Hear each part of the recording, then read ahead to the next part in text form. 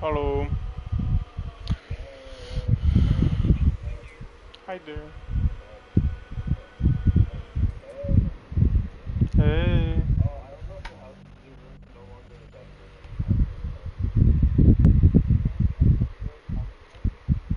What?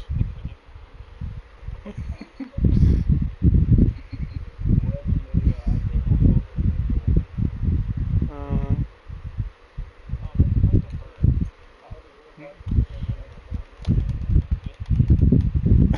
Josh, watch my stream. Stop looking at boobs.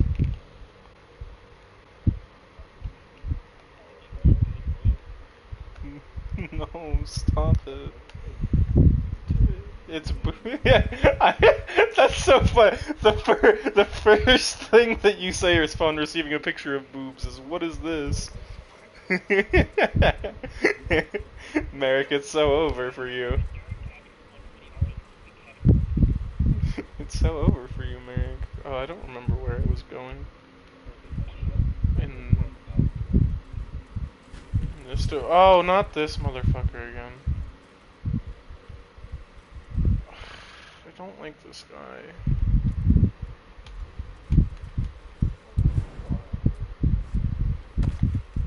What? What does who look like what? Oh, is this this? Is this the shit ass place with the stupid guys? Oh god, I forgot.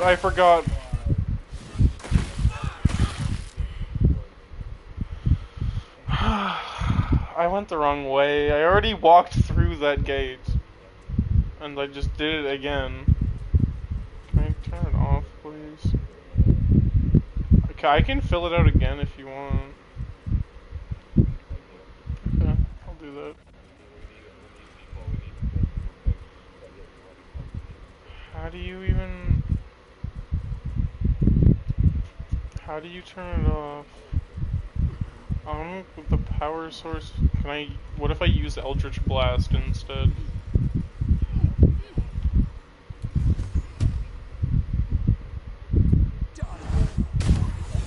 It worked!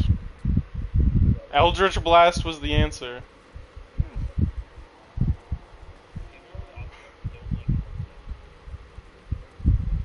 Oh hey, the spectators over here still. Sorry, I have to... Okay, hold on. My cock size is gonna be Tic Tac size this time.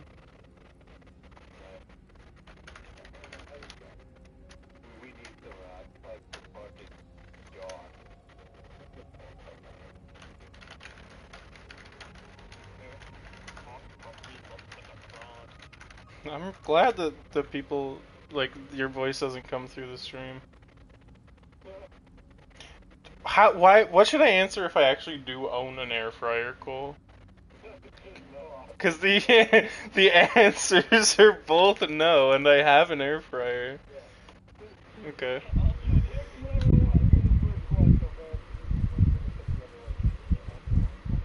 What? Can I? Hell yeah. Can I just long rest? Yeah, I'm gonna long rest. Yeah, that's why I should join. I'm so glad I'd spawn in next to Lazel's dead body. I just left it there.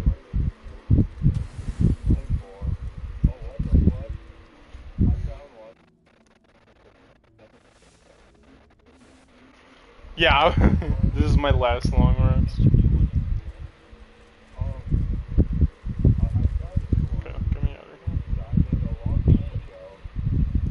Sex? Okay, hold on, I'll answer the sex form. Holy business. Best to not have sex. Oh, you could answer multiple points. Oh, view score. Correct answer is all. Okay, I see. Oh, so unholy business was correct. Okay, Merrick, I hate to break it to you, but what's going on? What am I listening to? Oh, I see. No. Hell yeah. Merrick, do we... Oh? Really? Merrick, do we need to discuss the fumble again? What? Oh, Merrick. Shut up, Cloud of Daggers, for real.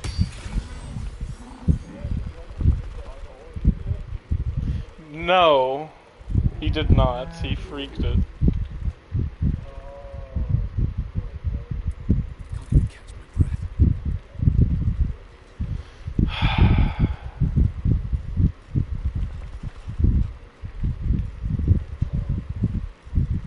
Eldritch Blast this guy. Wait, no, Eldritch Blast knocks him out of Cloud of Daggers. That would be unwise. Okay, the second time, whatever. The first time, no. Because you didn't even figure it out later. I know, I can tell.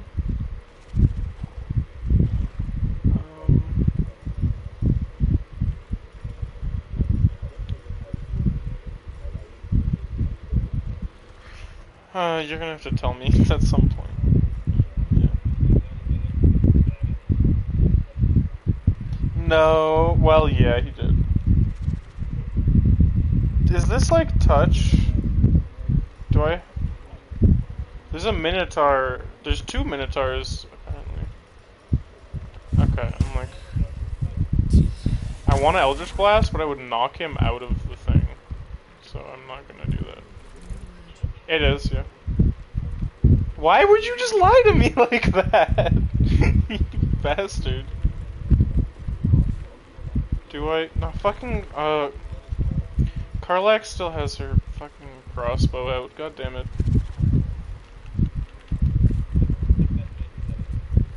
How do I change it? I don't remember.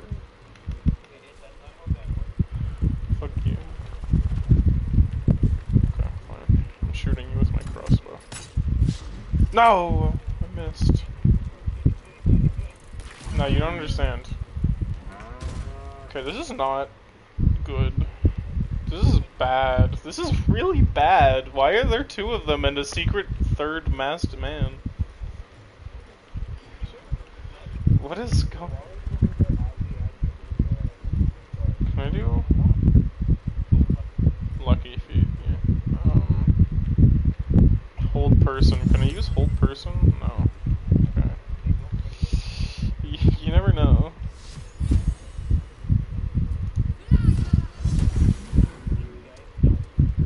Yeah, they won't get me. Okay, the third guy disappeared. Oh, never mind. Wait. Okay, they're attacking this guy as well. Thank God. That's like, Jesus, that's so over. Well, yeah. But I just kind of destroyed the guy, the... Can I shatter? No, that would be bad.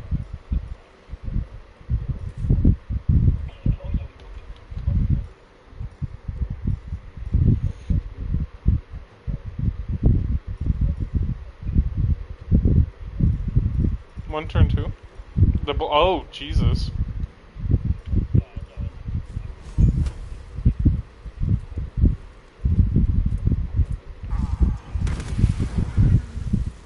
Big damage.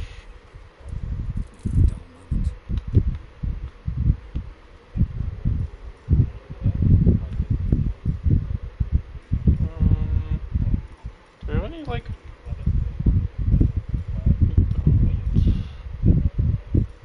No... Oh, Eldritch Blast. Okay, we're gonna move. No, oh, fuck me. Okay.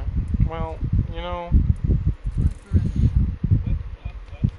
I thought that it was movement for some reason, but I'm just stupid. It really did. Okay, can I fucking main hand attack this guy, please? Thank you. Yeah. 5 big damage. Holy shit. Where are you going, bud? Oh dear. Need 16 to hit. They rolled 24. Oh dear. Oh dear.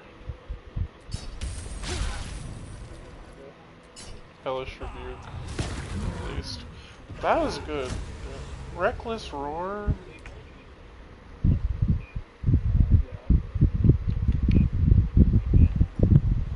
What is going on? On yourself, probably. And then try and get the fuck out of there. I'm just gonna not bother with that. Gaming form. Okay.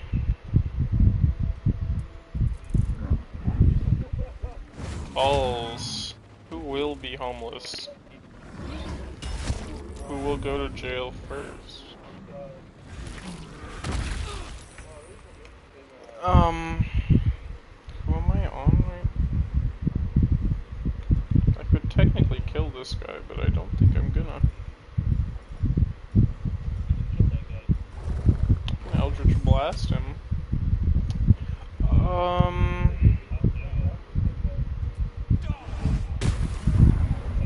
Oh, he didn't get knocked back. Oh dear.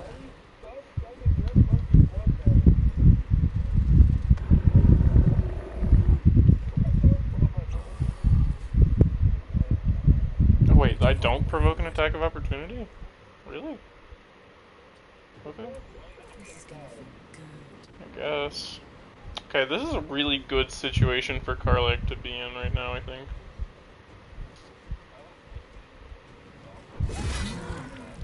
What if you killed yourself?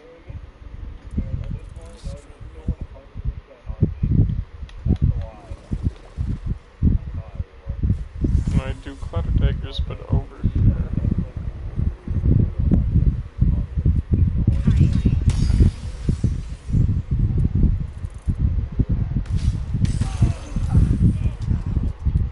Yup, it's the only spell that exists, actually.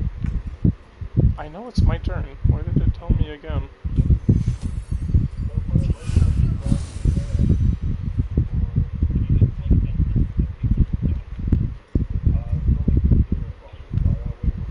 Yeah, give me a sec, I will. I'm busy.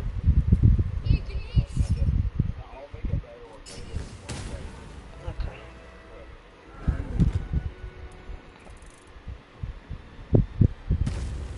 Please fuck up the bullet.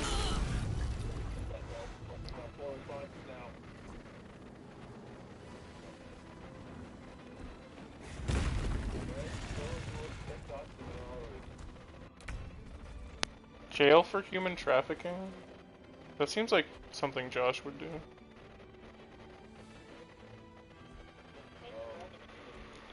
I don't know. You just...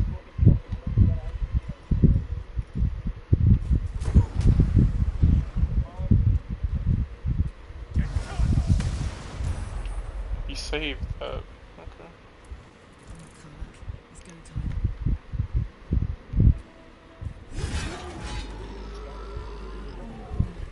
I'm him. It worked. Yeah.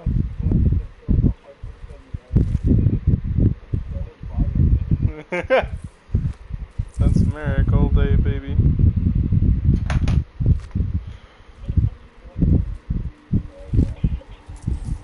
Bloodstone. It left, it does that a lot.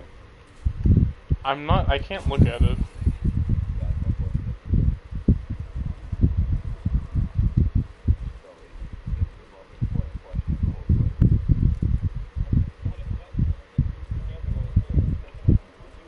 No, that's important.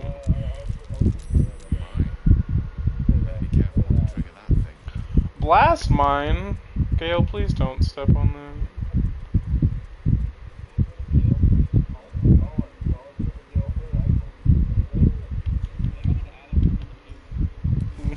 Yeah, no, he'll never get caught though.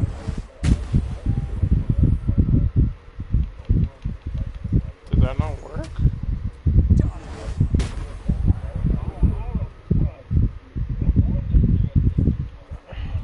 Who was the answer? Yeah, who put that? Be cautious. Okay, what if I just climb? Surely no one will step on the blast mine. Okay, so it turns out someone stepped on the blast mine.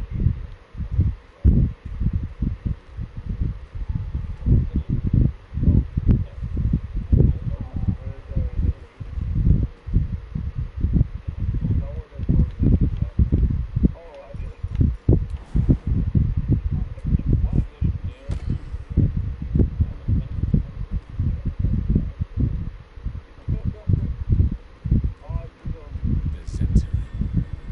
Mercenaries and car flaps. Useful friends, if you can afford them. Okay, man.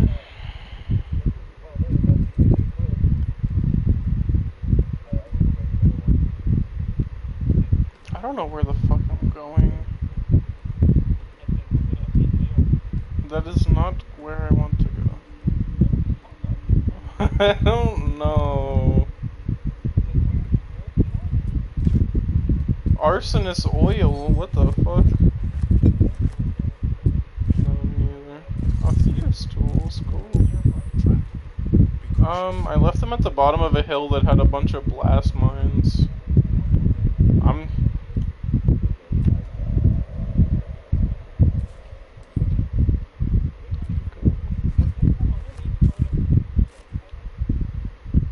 Maybe? Hold on, let me send this chest to... let me send it to Asterion.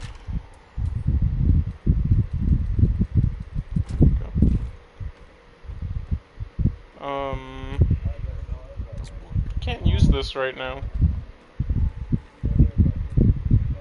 Where's the shit in here? Rustic chest.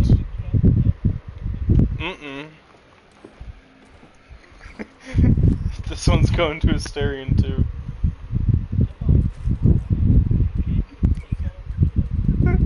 I can, and I have. Let me look at Asterion's inventory. Oh no, I can't from here.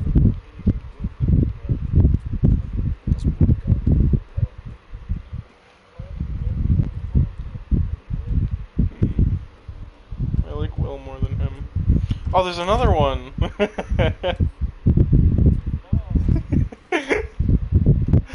Dumbass.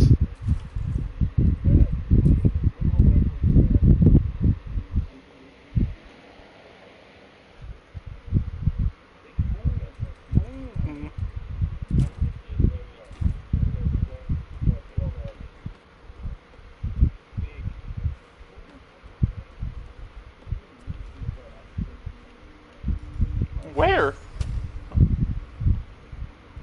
100% disadvantage.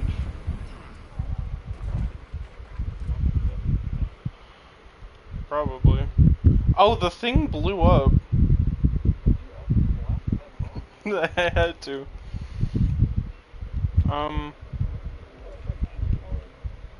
No.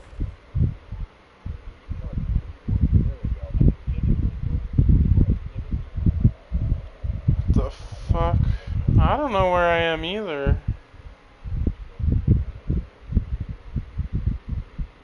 I guess I can go over there. Okay, how do I get down?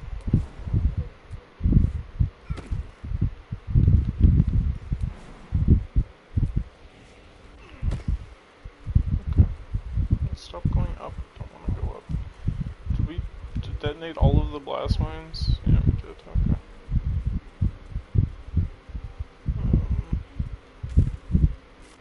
Is this way something new?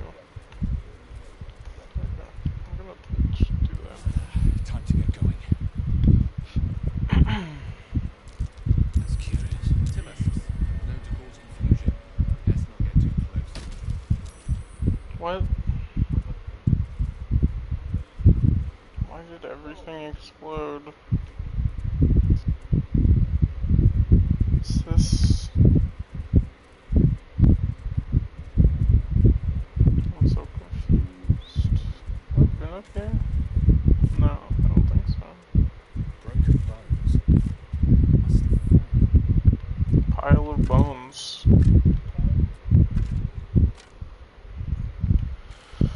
What? So, do I want to go this way? No, I want to go this way.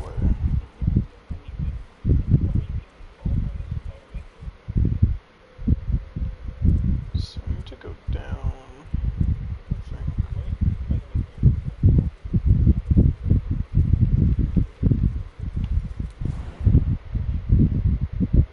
If I jump on top of there.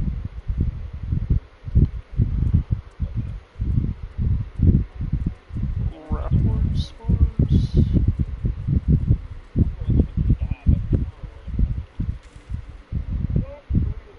Let's go How do I go here? Oh my god. Who's befuddled? Karlach's befuddled. Okay. Oh dear. Yeah, this fucking guy again.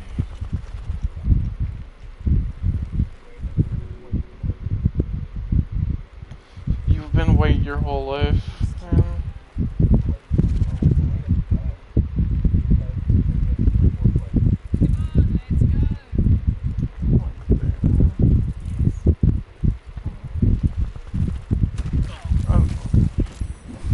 Is he leaving? Are we actually fighting him this time?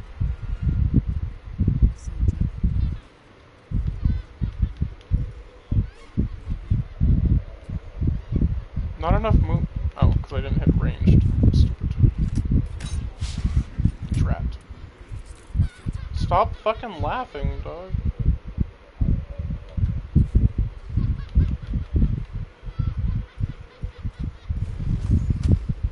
If I missed a 50% to hit, I didn't. God, Karlach, shut the fuck up. No! Stop befuddling me. Oh, it's Shadowheart, not Karlach. Never mind. I can flee combat. That's probably...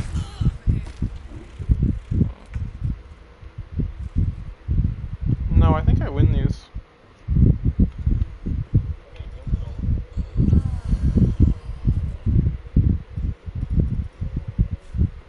I'm gonna win.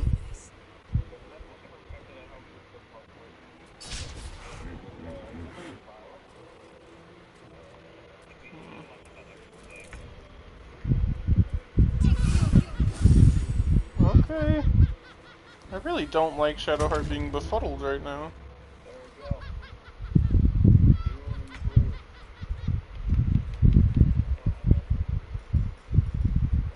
I'll do that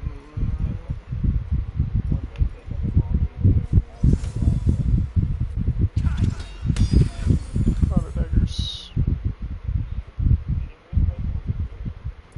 I speak, they burn.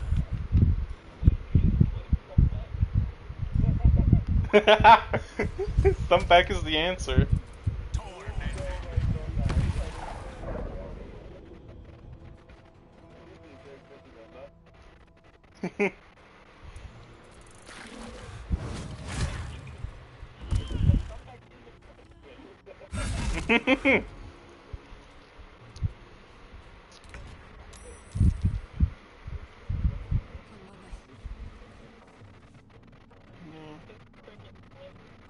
Who would make a good charcuterie board?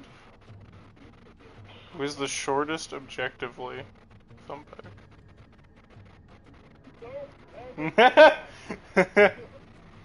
Who is the biggest racist? Sorry, you're right. I'm gonna put Cole for the shortest. Future rapper. I think Merritt could do it.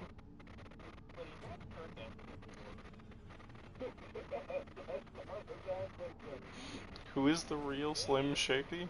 Okay.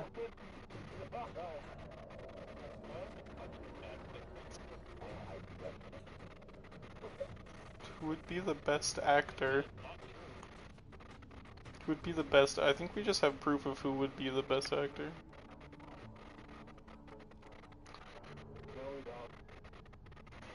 Okay.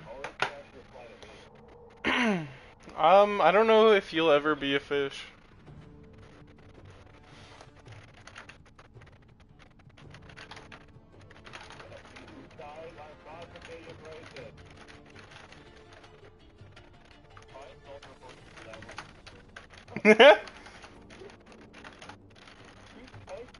Me. I'm writing fanfiction. I'm misspelling like every word.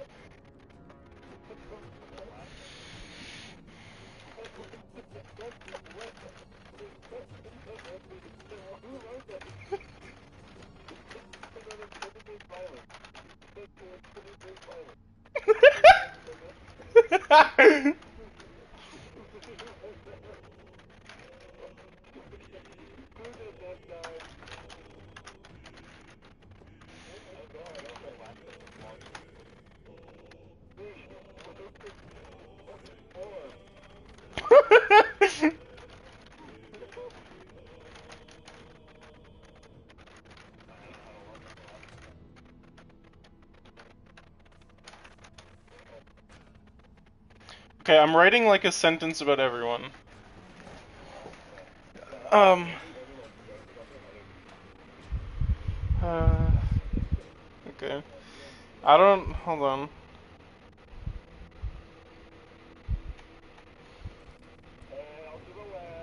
That's what I'm saying.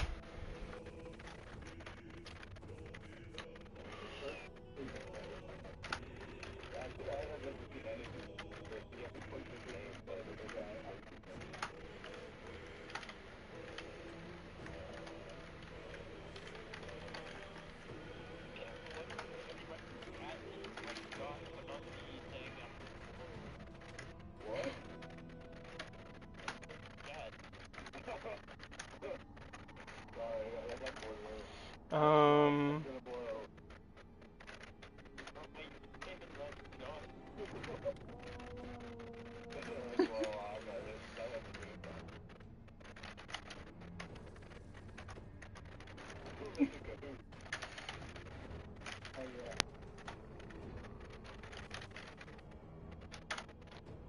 Um.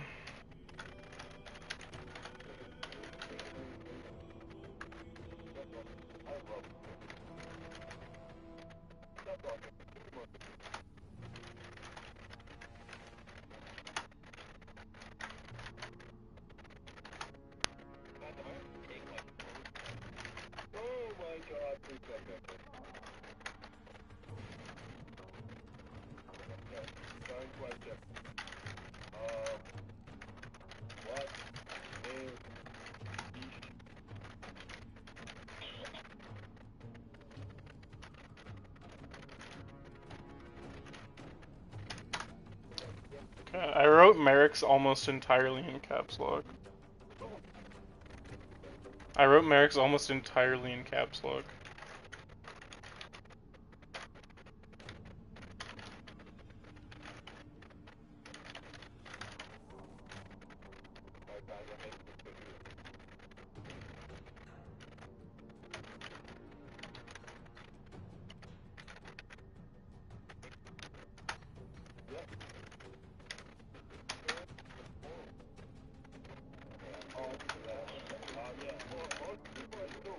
Yeah, I'm writing fanfiction. What the fuck, dude? I don't know how many I've written. Oh.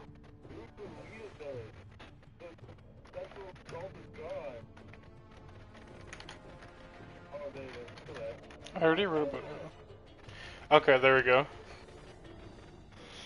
I'm done.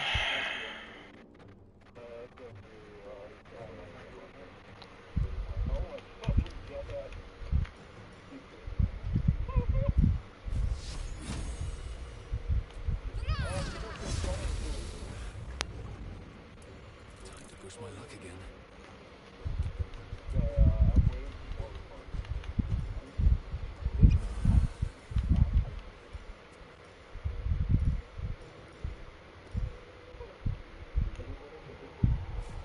Do it.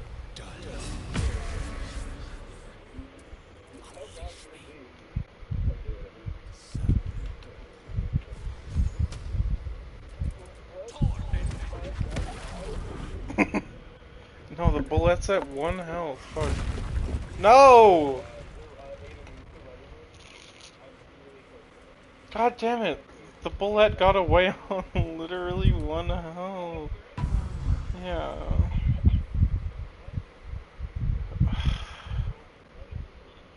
God damn it. I'm gonna get so fucked if, like, he just shows up.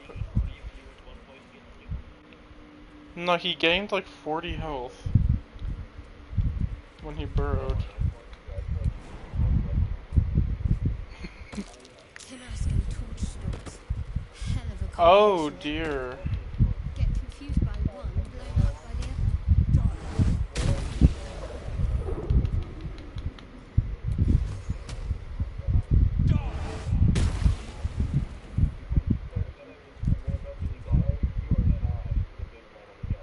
Aiden! No!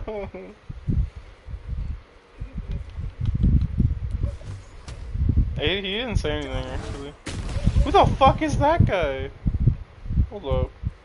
You're swallowed by a chorus of turbulent music. Through one creature, Who is this guy? voices, the harmony of an entire collective. What the fuck is... Can you heal me? He has come. He is here. The choir fades. A single melody rises Josh, above what the others, fuck? brassy and commanding.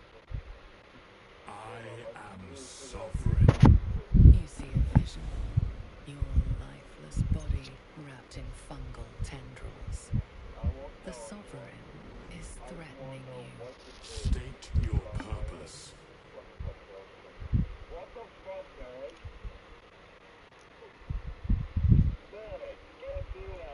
The parasite is quiet. You feel no bond with the creature. Hold on, what is going on? Fungal roots weave through your mind, seeking your true intent. Then the sovereign drones a new melody. What? Cautious but welcoming. I can mend neither skin nor spirit. Finished a while ago, but he's still not done. Night commune. Descend to me. Let us speak in flesh. The persistent music coaxes you forward. The sovereign expects you.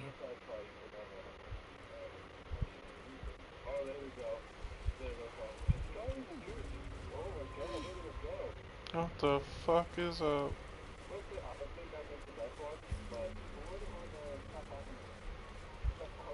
Oh, Durgar.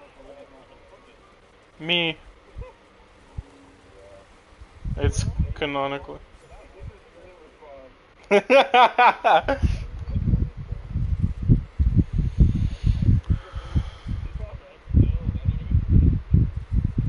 For what? For which one?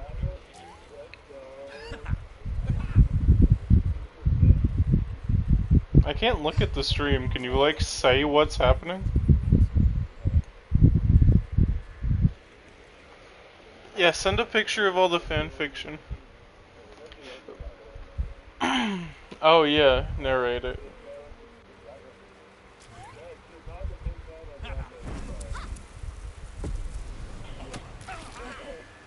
Oh, noxious fumes. Merrick did, probably.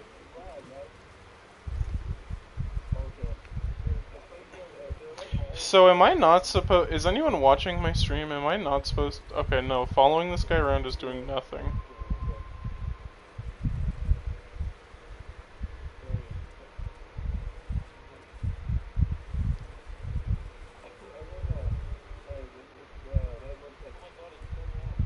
What is the creature doing to those corpses? Sovereign's thick fingers stroke the corpse at its feet. Droning melody greets you as the creature turns its gaze to you. I show you memory. Watch and listen. see Dwergar, dark dwarves chopping myconid remains.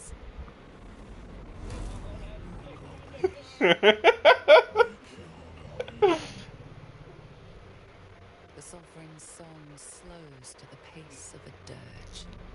It is still in mourning. Yeah. The sovereign's song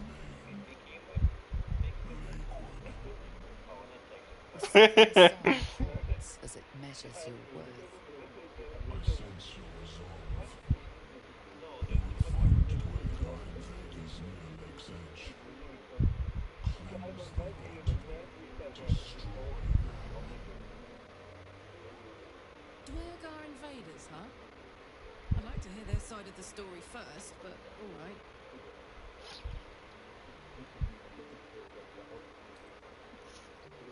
An illusion pulls over you. A Dwergar choking on a cloud of gleaming dust. Accept this gift. It will help you exterminate.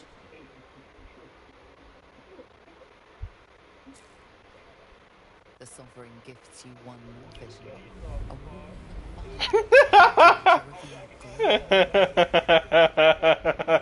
fire. Merrick, no. Cleanse the rot, and they are yours. You do the circle a service. You will await word.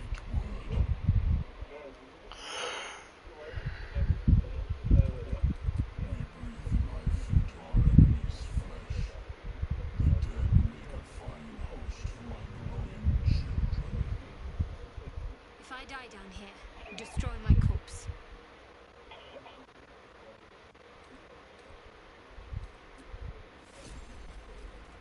Yeah.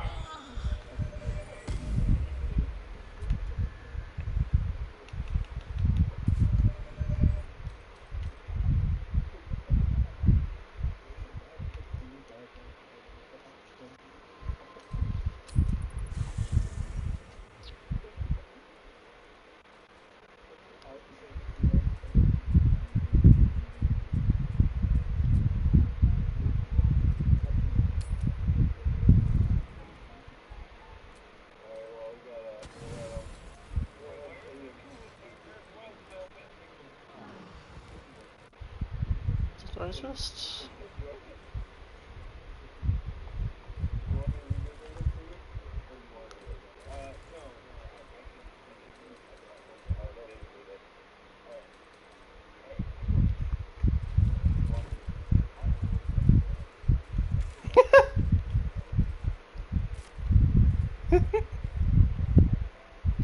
What?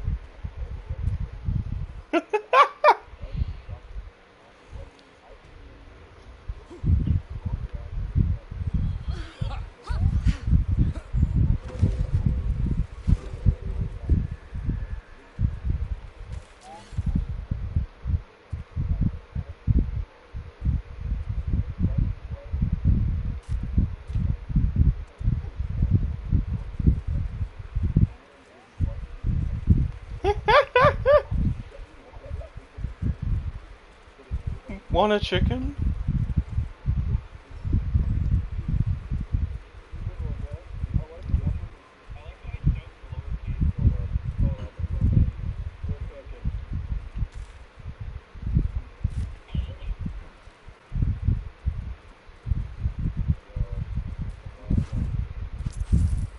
Corpses. Hmm? These creatures did battle with Dwergar. Yeah, I saw that.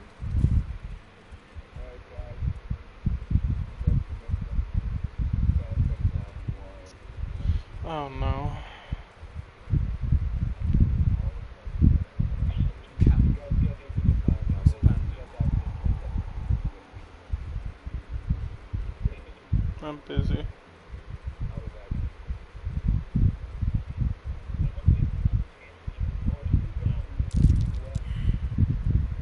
Damn.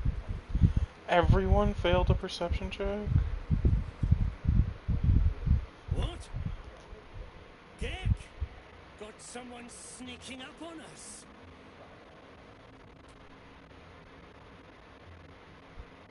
Too loud, sun scum. Heard you stumbling. Can hear you blinking. Noise gets you eaten down here. Reckon I'll hush you before something hungry Yup. comes along. His gnarled fist grips an axe.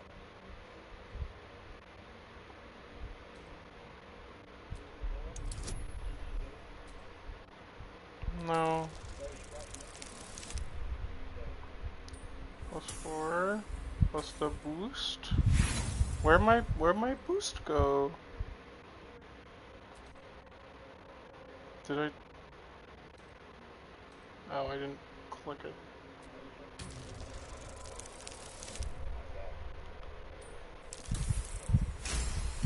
Okay. But spoil my hunt, and you're dead.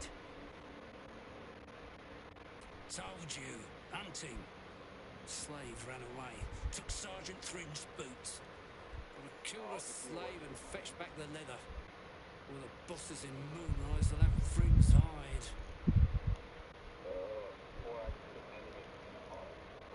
Help? You don't even know what you'd be up against. Slave's got herself some protection. Hiding up there in a myconid circle. Can't get past those rot flowers. They get in your head, make you see things.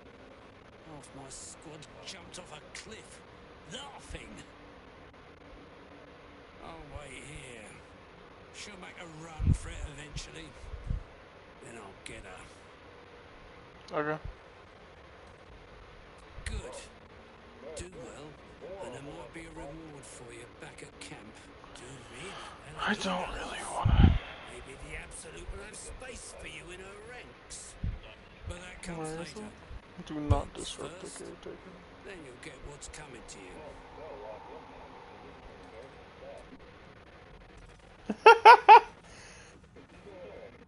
you. Wait, born 2011? Who is this guy?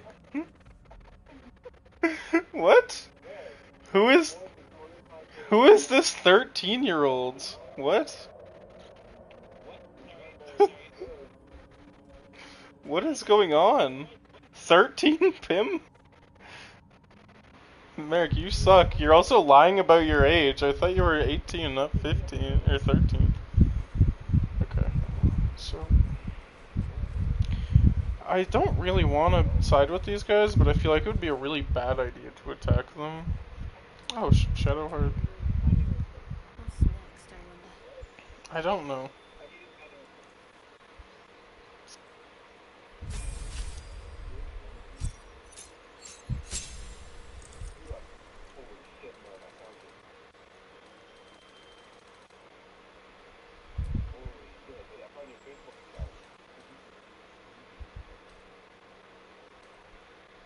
Merrick McGuire, number 130.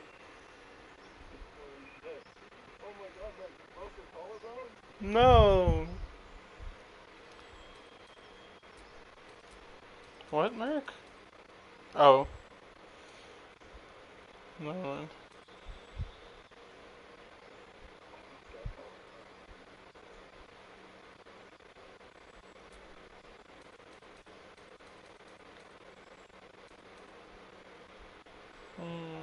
Massing word.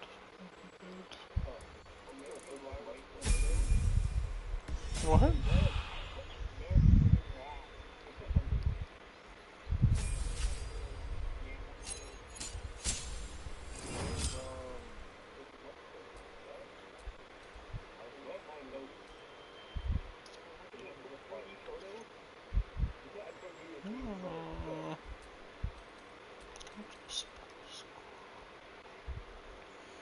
Feign death. What the hell?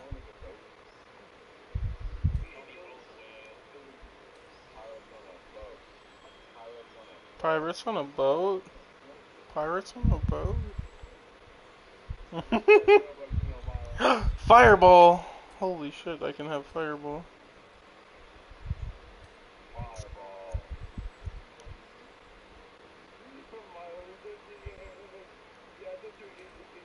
What the?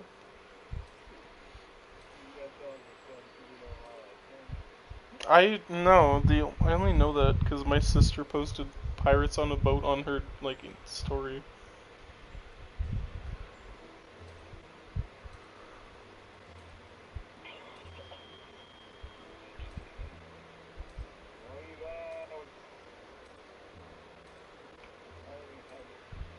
Yeah.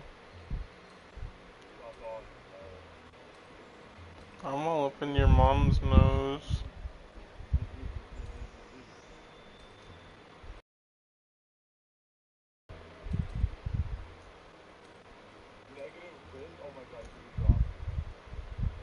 I'm gonna get rid of fog cloud.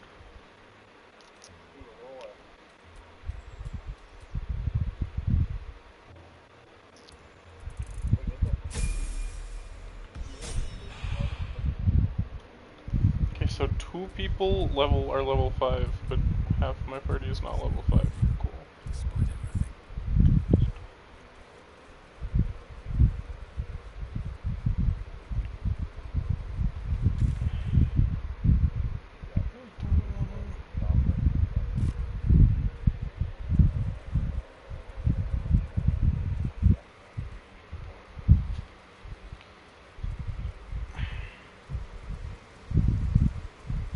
Kill yourself now.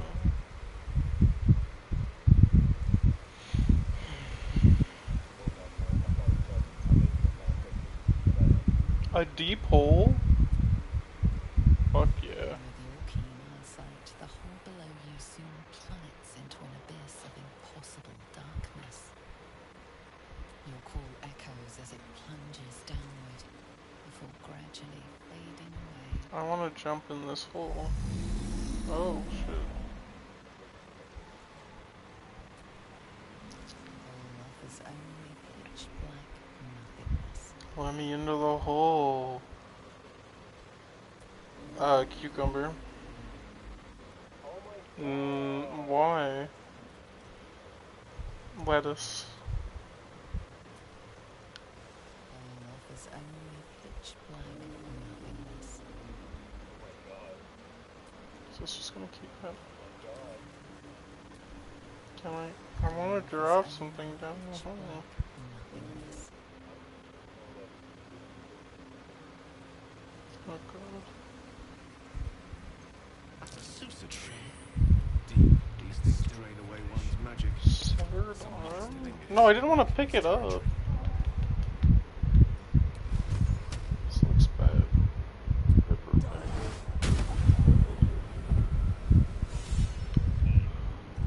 You're not eating.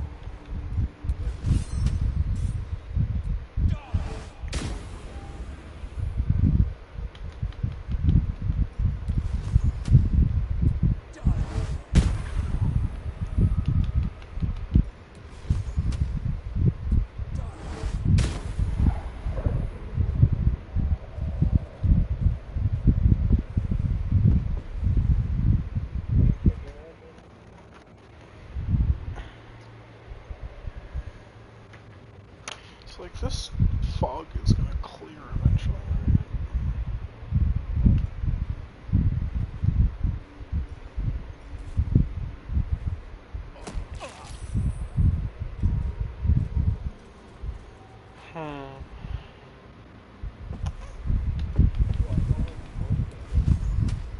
Yo.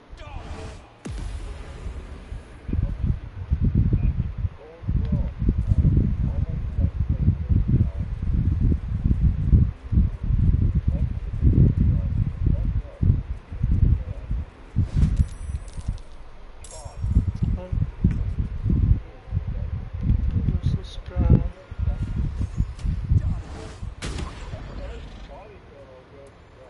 Heating up. He's high.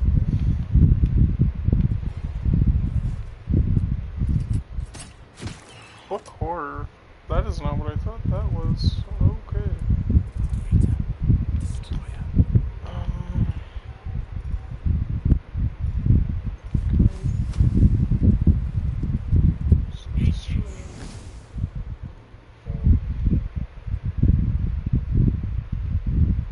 I'm ready. Heading there.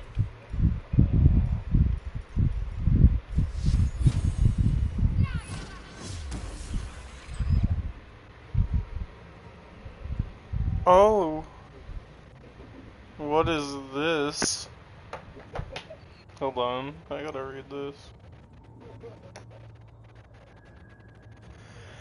Do you want me? This is something Cole just sent. Can I read this one out loud? Okay. A Love Beyond Worlds by Cole F. Merrick's. Oh, it went into. It went into dark mode. 1 second. Merrick stood at the edge of the cliff, the ocean breeze tussling his hair. He closed his eyes and took a deep breath, letting the scent of salt water fill his lungs. This place, with its endless horizon and crashing waves, had always been his sanctuary. It was where he could escape from the demands of his royal duties, from the expectations placed upon him as the future king of Alaria. Today, however, was different. I forgot we were on Discord. Okay. Today, he wasn't alone. Cole, why did you write this?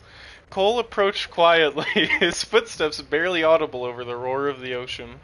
He stopped a few feet behind Merrick, his heart pounding in his chest. He had waited so long for this moment, had dreamed of it in countless nights.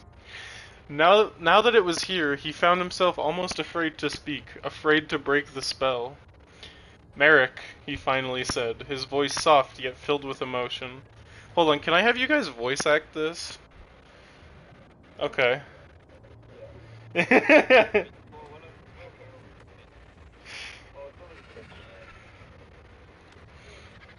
Merrick replied, a smile tugging at the corners of his lips. Cole said, taking a step closer. Merrick's smile widened, and he reached out, taking Cole's hand in his. The touch was electric, sending a jolt of warmth through both of them. They stood there for a moment, hands clasped, hearts beating in unison. Merrick said, his voice barely above a whisper. Cole nodded, his eyes never leaving Merrick's.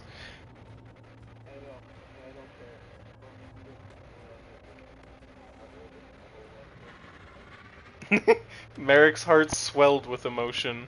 He had always known that his love for Cole was forbidden, that it defied the laws of their world, but standing here, with Cole's hand in his, he knew that he couldn't let anything come between them. Merrick, he said, his voice breaking slightly. Cole's eyes filled with tears, and he pulled Merrick into his arms. They kissed, a deep, passionate kiss that spoke of all the love and longing they had kept hidden for so long. As they pulled away, Merrick looked into Cole's eyes, seeing his own love reflected back at him. He said,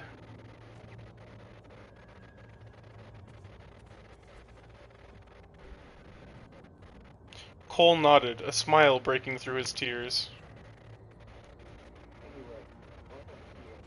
Hand in hand, they turned away from the cliff and began to walk, leaving behind the world they had known. They didn't know what the future held, but they knew that they would face it together, bound by a love that transcended time and space. As the sun set, casting a golden glow over the ocean, Merrick and Cole disappeared into the horizon, their love a beacon of hope in the world that had tried to keep them apart. Then Cole says, what the Sigma? Can I... No. What?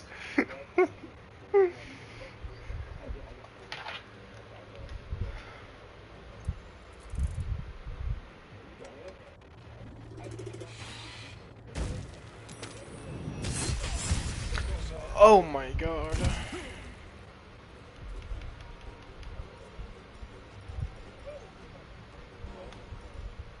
Fireball.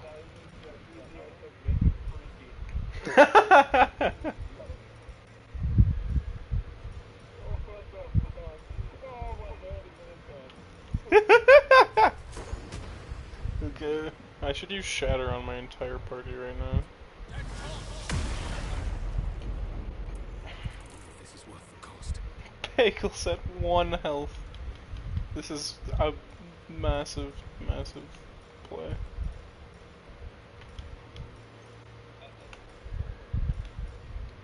Yeah.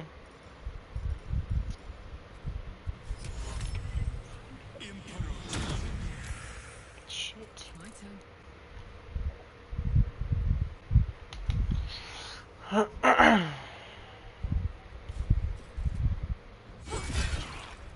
Okay.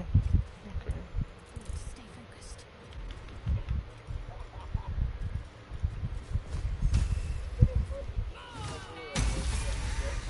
Oh no. It's close at hand. What? Elden Ring. Why is he Tree Sentinel Elden Ring? Can I level up, please? That's so much. What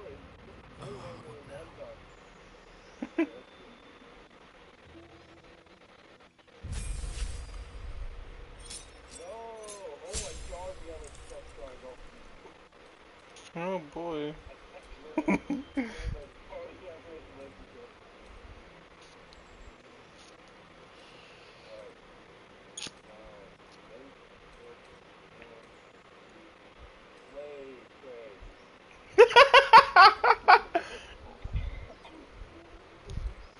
Okay. Oh no.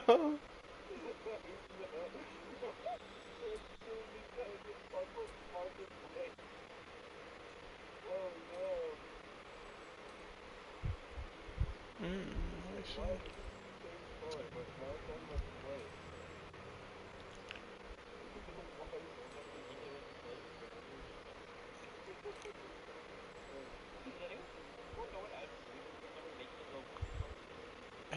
He's working at a summer camp.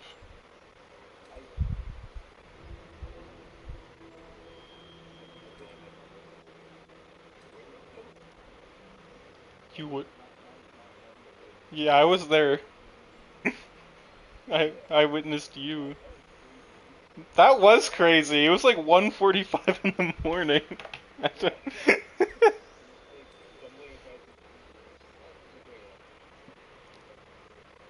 Yeah, it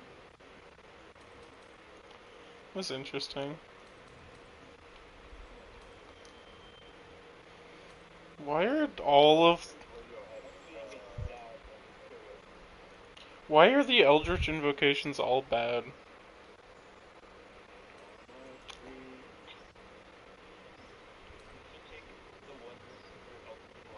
I've already taken them, and now there's a new one that I can get, and they're all bad. Yeah, I'm like, I can do like Devil's Sight, or like...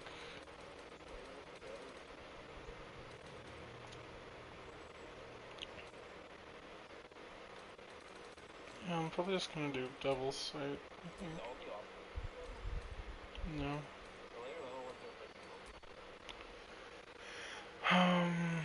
So I can take one of these out.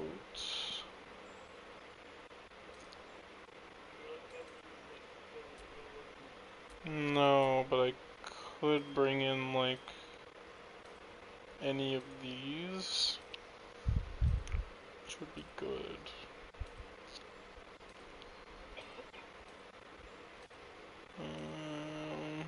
Okay, go to the new ones.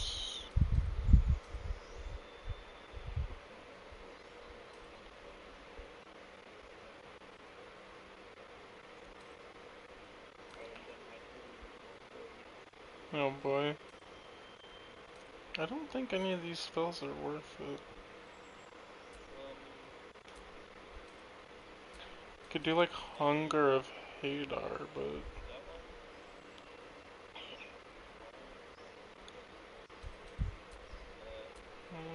I don't really want to get rid of any of these. I do. I probably don't. Like, Cloud of Daggers is kind of just a better... Well, it doesn't have as much potential as Shatter, but it's just really good.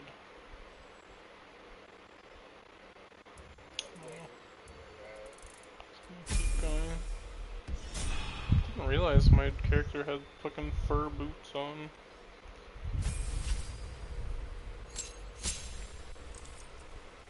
Extra attack, let's... Pretty good.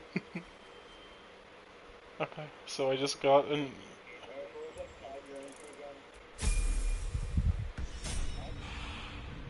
I hardly know her.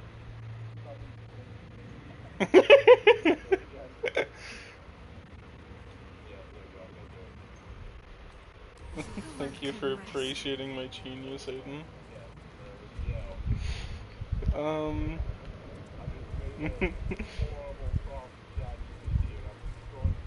oh. Sauce bloom? Okay.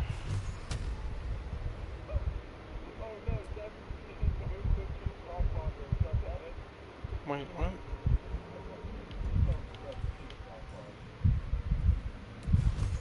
Why is Eldritch Blast... Is Eldritch Blast taking a spell slot? Or is it just telling me that? No, it's just telling me that. I was like, what? Did I make Eldritch Blast into a spell somehow? Let's get this over with. Just because I could see the spell slots at the bottom of my screen, and I didn't have any spell slots before this, so it was weird. Yay, double the Eldritch Blast. Twice the oh, there's another fucking hook horror over here? Oh. Yeah. I was referencing that. Oh, the fucking bullets here. And 3 hook horrors? Oh, Jesus Christ.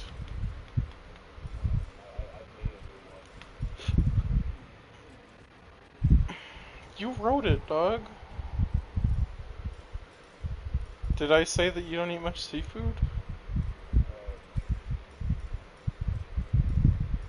I don't know which one these guys would be weak to.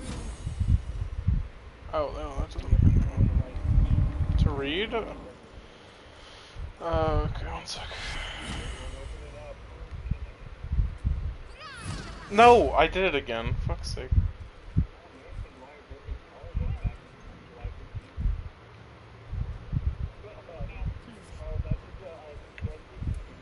Choice but to keep going.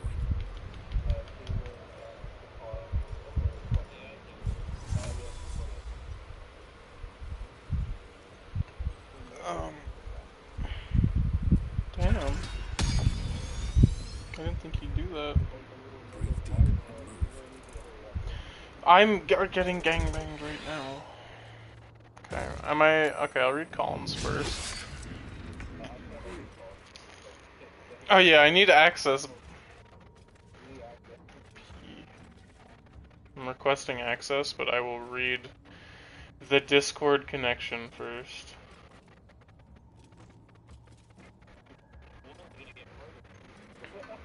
No spoilers, dog.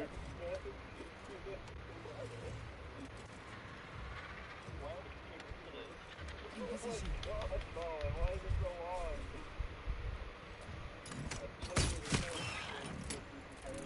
his set.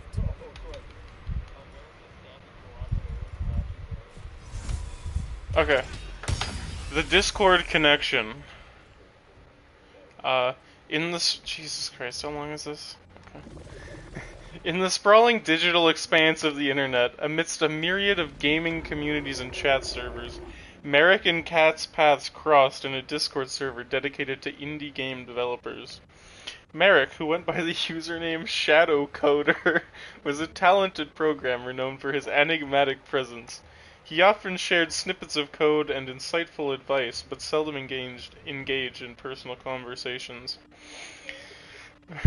On the other hand, Kat, known as Pixel Cat, was a vibrant and outgoing artist whose colorful personality shone through her artwork and friendly banter. Shut the fuck up. No spoilers. Oh. Oh, hell yeah, I'm gonna read that. The interactions began with casual exchanges about game mechanics and design philosophies. Gradually, their conversations grew deeper, exploring shared interests in literature, music, and the complexities of life. Merrick described himself as a tall, athletic guy with dark hair and sharp features, while Kat portrayed herself as a petite redhead with freckles and green eyes. Over time, their bond strengthened. Late-night coding sessions and art critiques turned into long, heartfelt conversations. They laughed together, shared secrets, and supported each other through tough times. Despite never having met in person, a strong emotional connection blossomed between them. One night, after hours of talking about their dreams and aspirations, Merrick mustered the courage to suggest they meet in person. Kat hesitated but agreed, excited and nervous about finally seeing the person behind the username. The meeting. They decided to meet at a quaint cafe in the heart of the city, a neutral ground where they could both feel comfortable. Kat arrived early, her heart pounding with anticipation. She wore a green dress that complemented her eyes and a nervous imagine what Merrick would look like. The image of the tall, dark-haired, athletic guy she had conjured in her mind seemed to materialize in every passerby. When the door finally opened and a man walked in, Kat's heart skipped a beat. However, the person who approached her table was not what she had expected. Merrick, in reality, was not the tall, athletic guy he had described. Instead, he was of average height, with sandy blonde hair and a slightly stocky build. His eyes, however, were warm and kind. Stocky. This is exactly what Merrick looks like in real life, yeah. However, were warm and filmed with the same depth and sincerity that had drawn Kat to him online. He smiled he smiled nervously. Merrick? Merrick, get the voice acting in there. Okay. He smiled nervously. Kat? Kat stood up, her initial shock giving way to understanding and acceptance. Merrick? She asked, her voice a mix of surprise and relief. He nodded. I'm sorry I didn't tell you the truth about how I look. I was afraid you wouldn't want to meet me if you knew. Kat's eyes softened. I get it. I was nervous too. But looks aren't everything, Merrick. What matters is the connection we've built. Merrick's relief was palpable. They sat down and began to talk. The initial awkwardness quickly dissipating as they slipped back into the easy rapport they had developed online. A new beginning. As the evening progressed, they laughed, shared stories, and made plans for future meetings. The physical appearances that had once seemed so important faded into the background, replaced by the genuine affection they felt for one another. Merrick and Kat's relationship continued to grow, built on a foundation of trust, honesty, and shared experiences. They learned that true connection transcends physical appearances and that the heart sees far deeper than the eyes ever can. And so, their love story, which began in the digital world, blossomed beautifully in the real one, proving that sometimes the best surprises can come when we least expect them. And then Cole said, "What the Sigma?" Okay, a Merrick to the slaughter. I wanna read this one more. This is what I wanna read. Oh no, not that one. Okay. I want.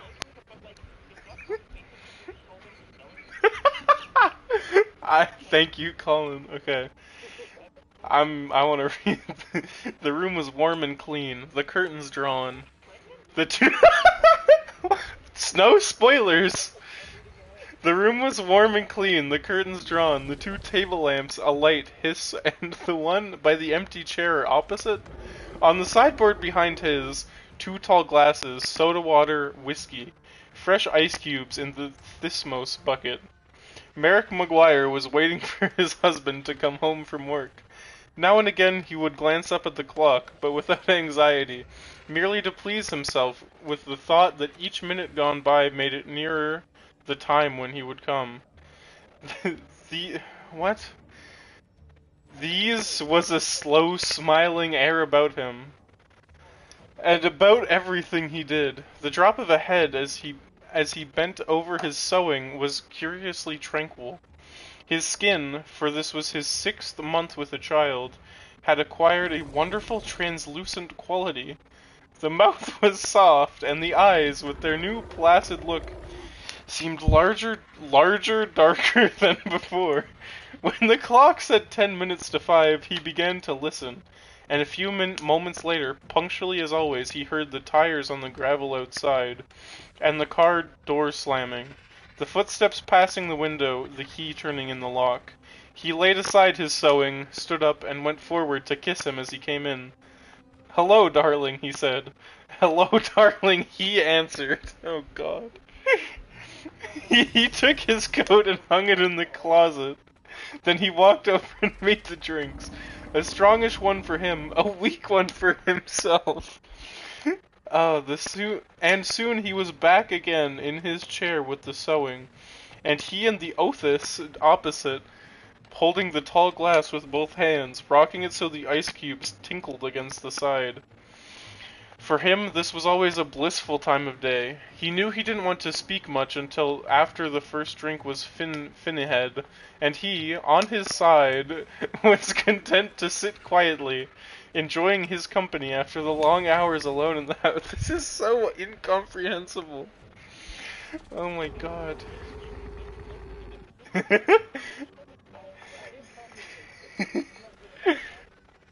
He loved...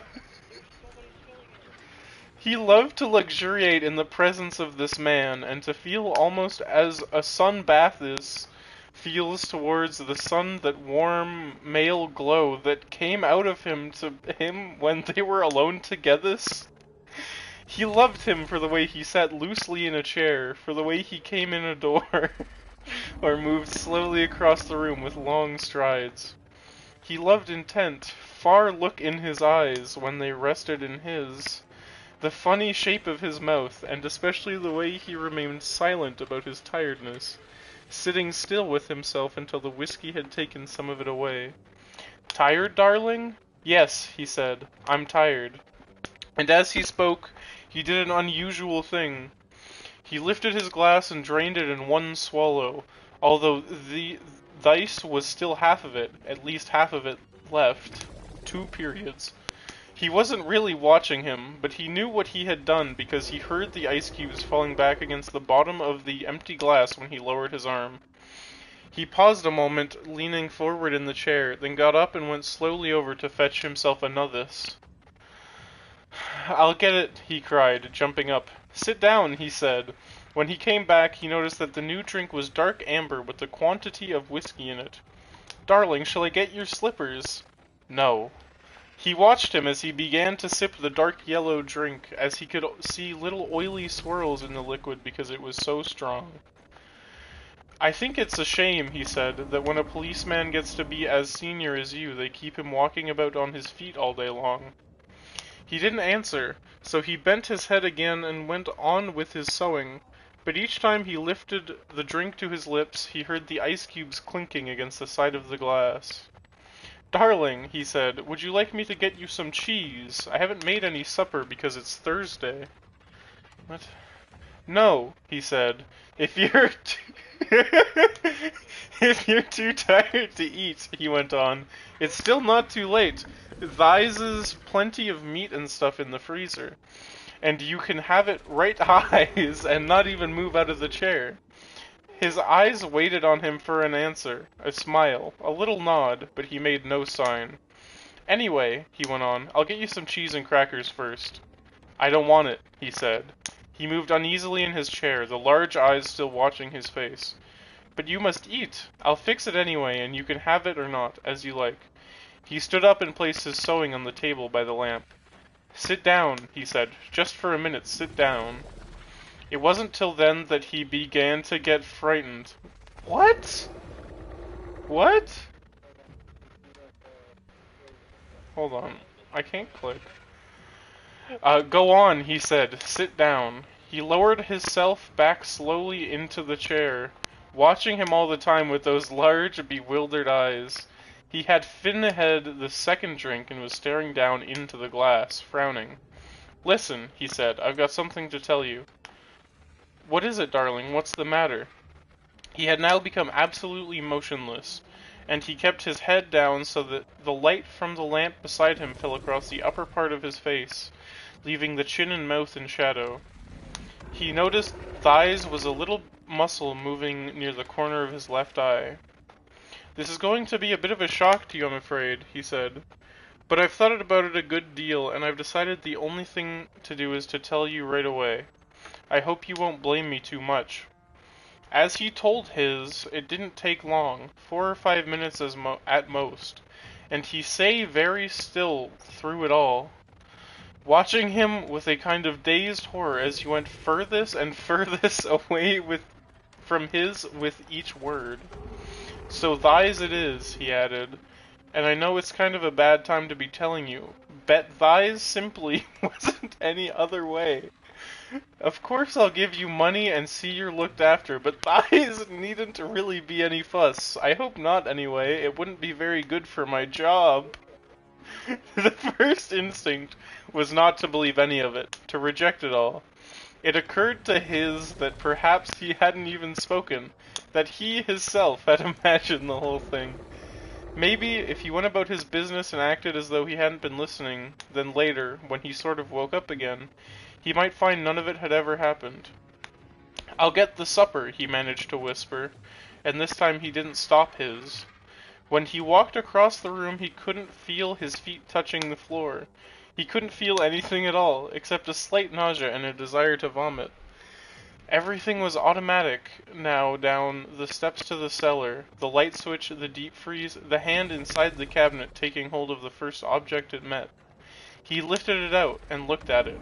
It was wrapped in paper, so he took off the paper and looked at it again. A leg of lamb. All right then. They would have lamb for supper.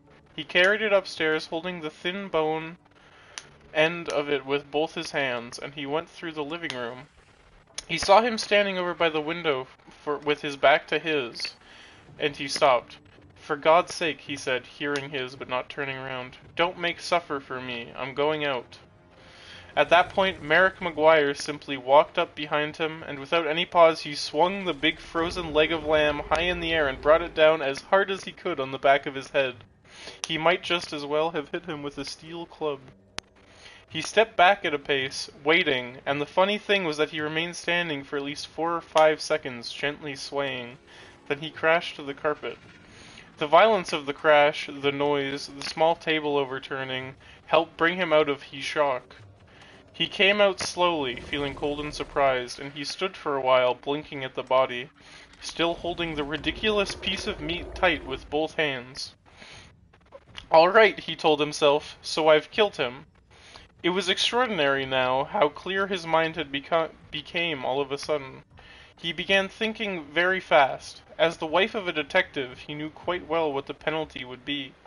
That was fine. It made no difference to his. In fact, it would be a relief. On the other hand, what about the child? What were the laws about murderers with unborn children? Did they kill then both mother and child? Or did they wait until the 10th month? What did they do? Merrick Maguire didn't know, and he certainly wasn't prepared to take a chance. He carried the meat into the kitchen, placed it into a pan, turned the oven on high, and shoved it inside. Then he washed his hands and ran upstairs to the bathroom. He sat down before the mirror, tidied his hair, touched up his lips and face. He tried to smile. It came out rather peculiarly. He tried again. "Hello, Cole," he said brightly, aloud. The voice sounded peculiar, too. "I want some potatoes, please, Cole. Yes, and I think a can of peas." That was better. Both the smile and the voice were coming out better now. He rehearsed it several more times, then he ran downstairs, took his coat, went out the back door, down the garden, into the street. It wasn't 6 o'clock yet, and the lights were still on in the grocery shop. "Hello, Cole," he said brightly, smiling at the man behind the counter. "Why, good evening, Mr. Maguire. How are you?" "I want some potatoes, please, Cole. Yes, and I think a can of peas." The man turned and reached up behind him on the shelf for the peas. "Adam's decided he's tired and doesn't want to eat tonight." "It's Adam," he told him. "We usually go out Thursdays, you know, and now he's caught me without any vegetables in the house." I don't fucking know, man. "Then how about meat, Mr. Maguire?" "No, I've got meat. Thanks. I've got a nice leg of lamb from the freezer, if you know what I mean, wink." "Oh, I don't know much about cooking frozen coal, but I'm taking a chance on it this time. You think it'll be alright?" Oh my god. Oh my god. Okay. There's so much left. "Personally," the grocer said, "I don't believe it makes any difference. You want these Idaho potatoes?" "No, we can." "Oh yes, that'll be fine. 2 of those." "Anything else?" the grocer The grocer cocked his head on one side, looking at him pleasantly. How about afterwards? What are you going to give him afterwards?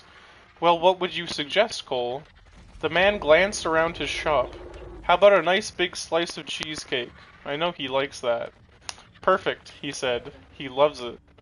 And when it was all wrapped and he had paid, he put on his brightest smile and said, Thank you, Cole. Good night. Good night, Mr. McGuire, and thank you. And now, he told himself as he hurried back, all he was doing now, he was returning home to his husband, and he was waiting for his supper.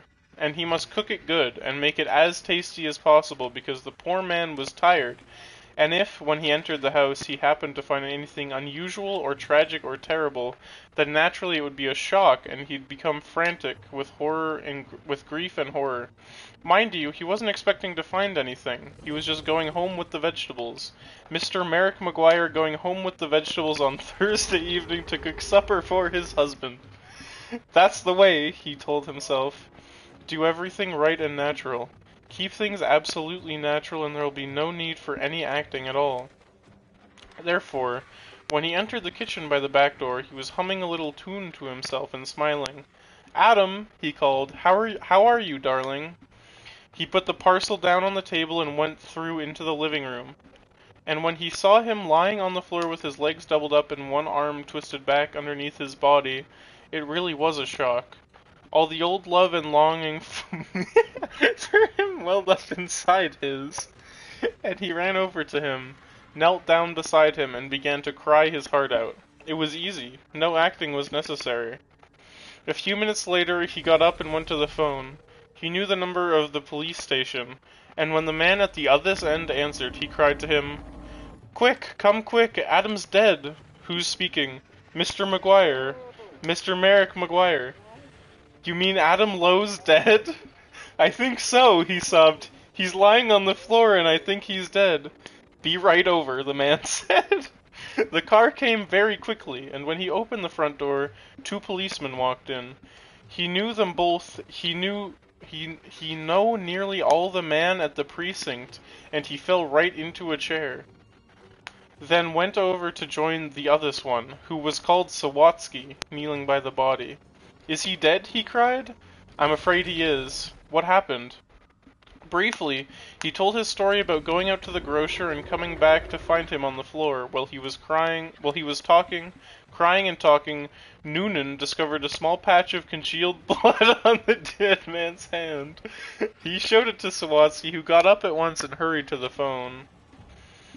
Soon other men began to come into the house. First a doctor, then two detectives, one of whom he knew by name. Later, a police photographic arrived and took pictures, and a man who knew about fingerprints. This was a great deal of whispering and muttering beside the corpse, and the detectives kept asking him a lot of questions, but they always treated his kindly. He told his story again, this time right from the beginning, when Adam had come in and he was sewing, and he was tired, so tired he hadn't wanted to go out for supper. He told how he'd put the meat in the oven, it's those now cooking, and how he'd slopped out to the grocer for vegetables, and come back to find him lying on the floor. Apparently. Which grocer? One of the detectives asked. He told him, and he turned and whispered something to the detective, who immediately went outside into the street. In 15 minutes he was back with a page of notes, and this was more whispering, and though his sobbing he heard a few of the whispered phrases, acted quite normal, very cheerful, wanted to give him a good supper, peas, cheesecake, impossible that he... After a while, the photographer and the doctor departed, and two other men came in and took the corpse away on a stretch. Then the fingerprint man went away. The two detectives remained, and so did the two policemen. They were exceptionally nice to him, and Aiden Groves asked if he wouldn't rather go somewhere else, to his sister's house perhaps, or to his own wife, who would take care of him and put him up for the night. No, he said. He didn't feel he could move even a yard at the moment. Would they mind awfully if he just stayed, just wishing he was, until he felt better? What? He didn't feel too good at the moment, he really didn't. Then he'd better lie down on the bed, Aiden Groves asked. No, he said, he'd like to stay right here, where he was, in this chair. A little later, perhaps, when he felt better, he would move. So they left his thigh? Well, they went on about their business. What? Searching the house. Occasionally, one of the detectives asked him another question. Sometimes Aiden Groves spoke to him gently as he passed by. His husband, he told him, he had been killed by a blow on the back of the head, administered with a heavy, blunt instrument, almost certainly a large piece of metal. They were looking for the weapon. The murderer may have taken it with him, but on the other hand, he may have thrown it away or hidden it somewhere on the premises. It's the old story, he said. Get the weapon and you've got the man. Later, one of the detectives came up and sat beside him. Did he know, he asked, of anything in the house that could have been used as the weapon? Would he mind having a look around to see if anything was missing? A very big spanner, for example, or a heavy metal vase. They didn't have any heavy metal vases, he said.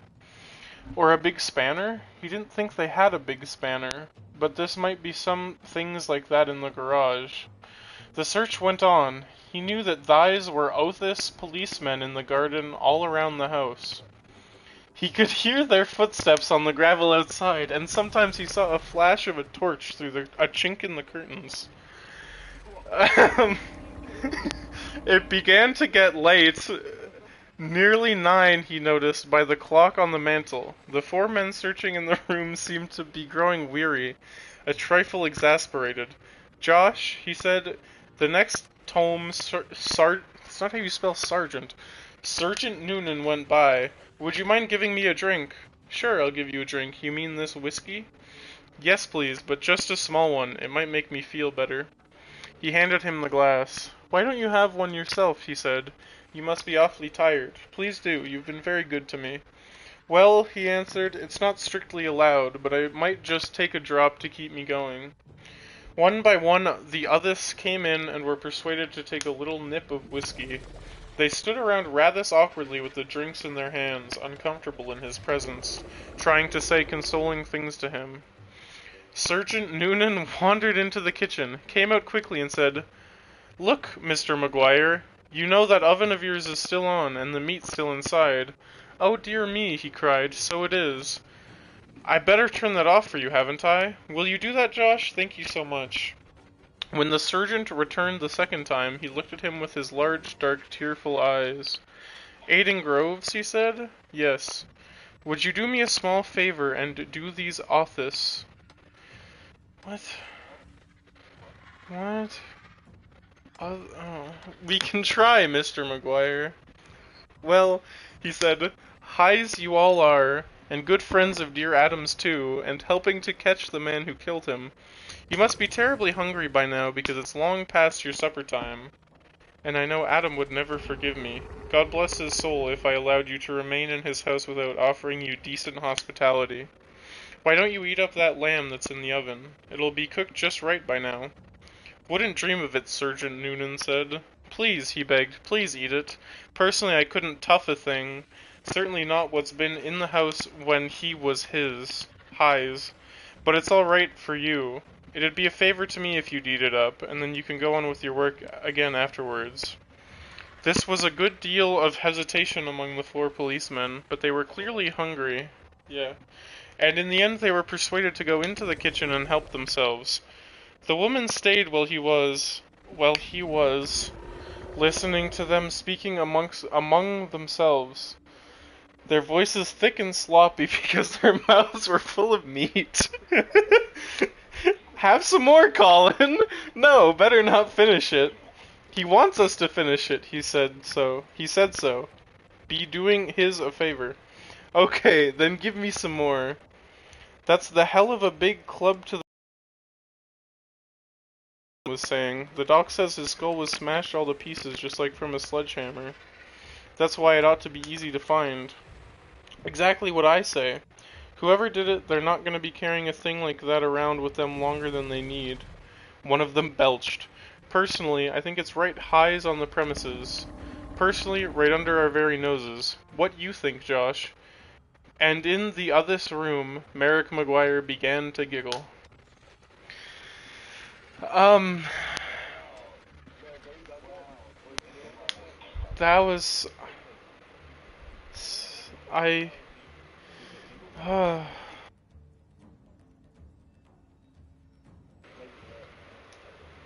No, I would have killed myself.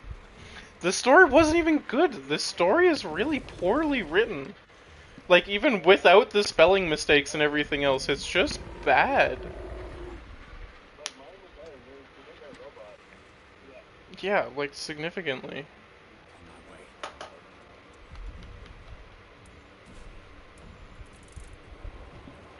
Okay. Uh, oh my god.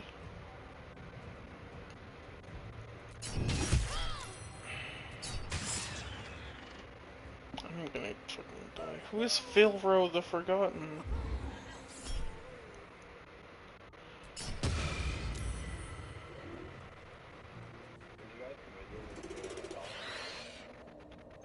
Yeah. God. America the Slaughter might have been. Yeah, no one read ahead. Make. Okay, don't spoil it.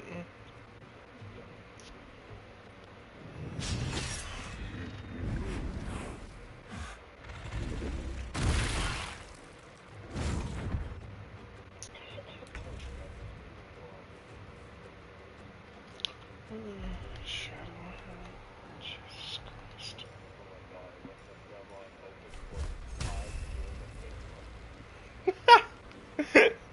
Damn.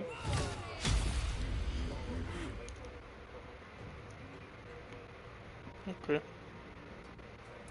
Still breathing, despite everything. I see.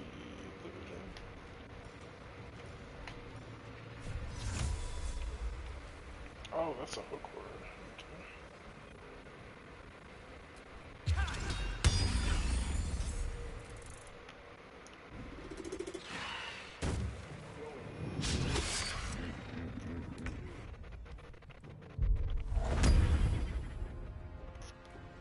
Really don't.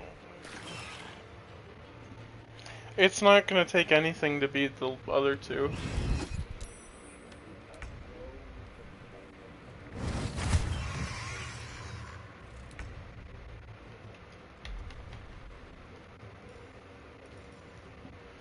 Oh, God.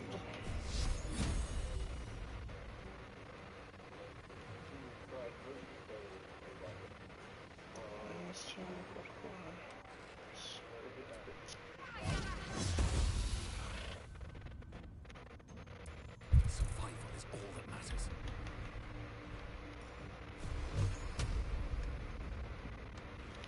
Oh, God. Thank God. It's not 7 pages this time.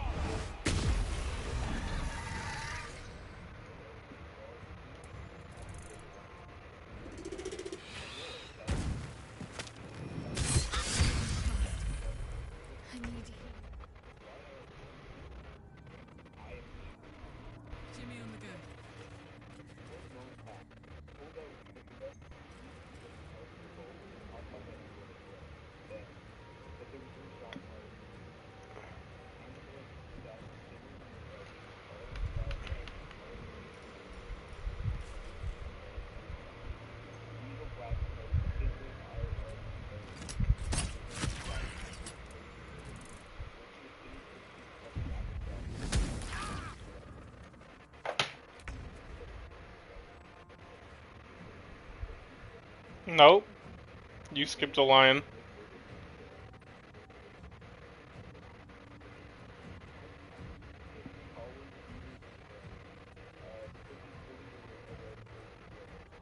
I'm glad Merrick knew that was him.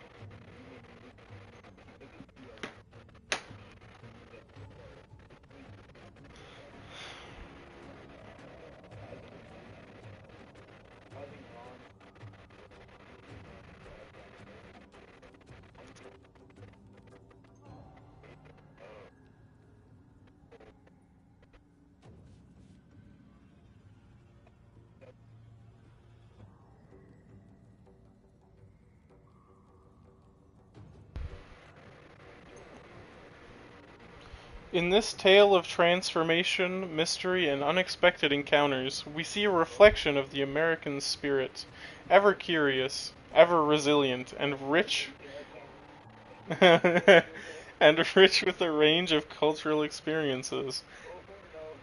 Let us embrace our differences, the creativity, and the camaraderie that bind us together as we forge ahead into the unknown to find Gwen if she hasn't been hate crimed by a, say, rambunctious group of blonde boys yet. God bless you, and God bless the United States of America.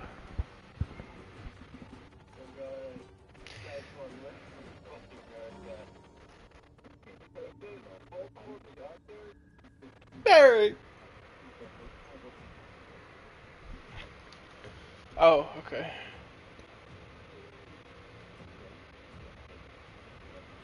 Knight to King 5. Are you reading it, Merc? Okay.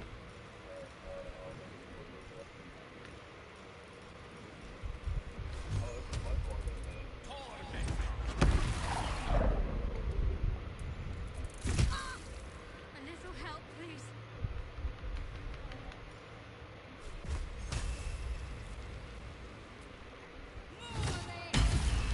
What? So much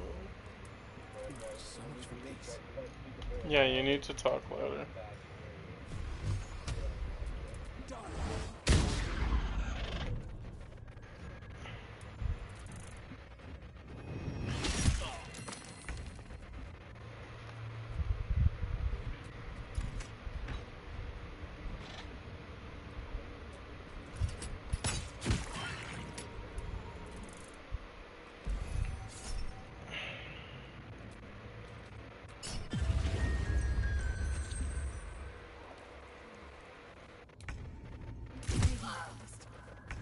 I need healing.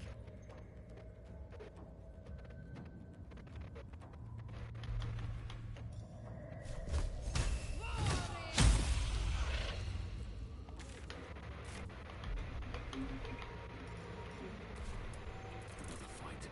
Let's go.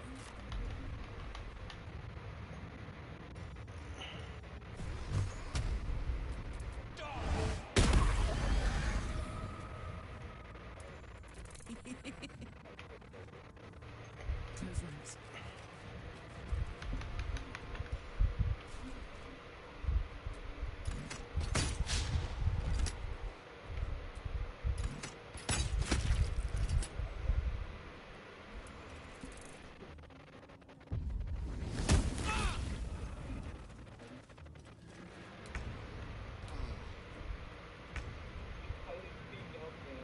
I can't hear you. Have to keep going.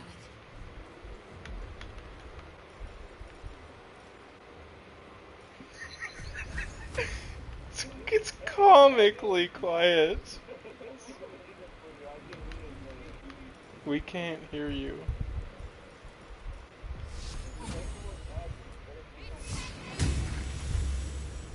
It's all the way up.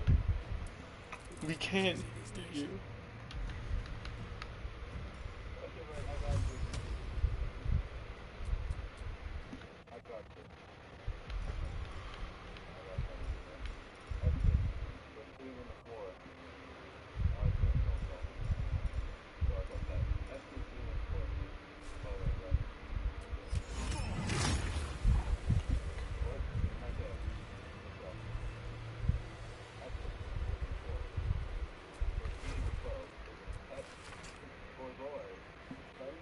Borzoi. There's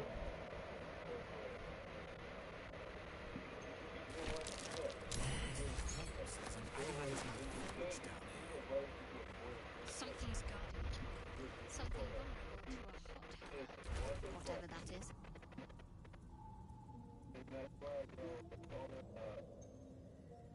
Faggot.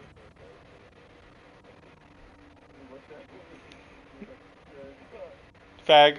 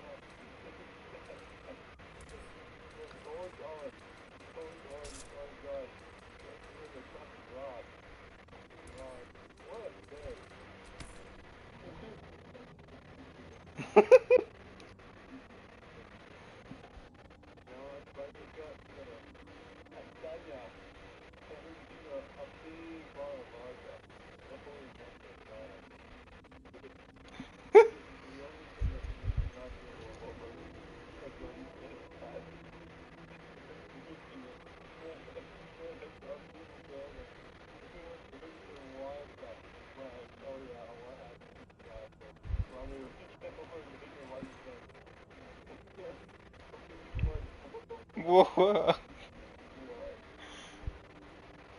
Bin Laden.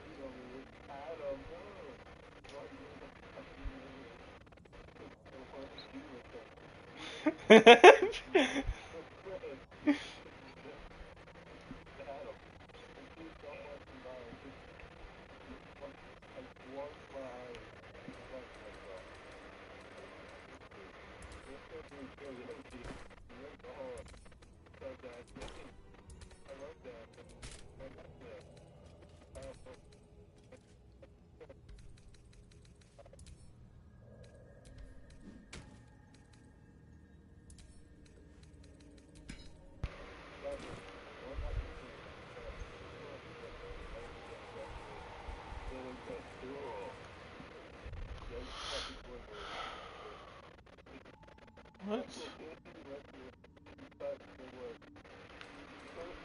A welcome rest.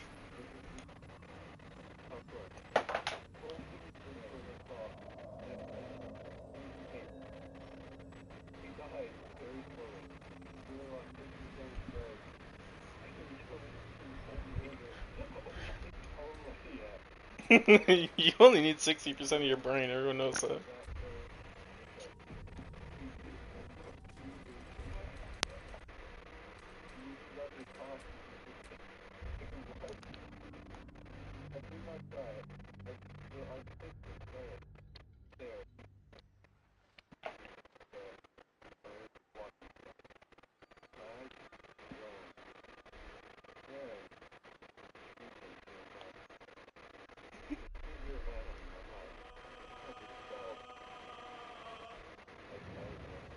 Yeah!